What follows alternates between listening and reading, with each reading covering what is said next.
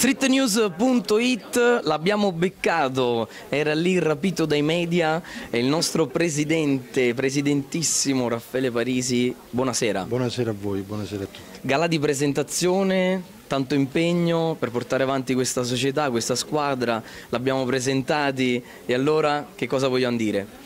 Niente, quest'anno abbiamo creato un gruppo totalmente nuovo, abbiamo come obiettivo di andare in Serie C quest'anno, cosa che abbiamo già conquistato l'anno scorso, poi però per vari motivi, varie necessitudini abbiamo rinunciato al titolo e quindi ripartiamo dalla Serie D quest'anno sperando che... Provando a conquistare quindi sì, sia l'anno campo, buono no? per entrare nella porta principale. Per portare il titolo. Esattamente, sì.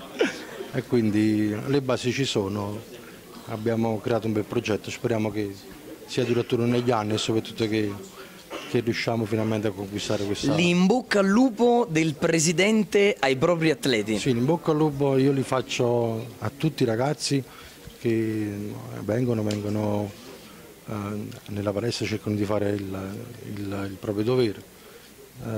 Ripeto, io più di fare quello che ho fatto non posso fare.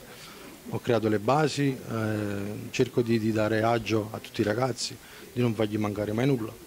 Poi sta a loro entrare in campo e dimostrare quello che valgono e per il motivo per cui sono stati presi. Quindi io spero vivamente che accolgono il mio invito a compiere una grande stagione. Esatto, a dimostrare quello che sono stati presi appunto per giocare nel Volley San Paolo. Questo Grazie. è quanto, prego. Anche il nostro presidente qui su streetnews.it.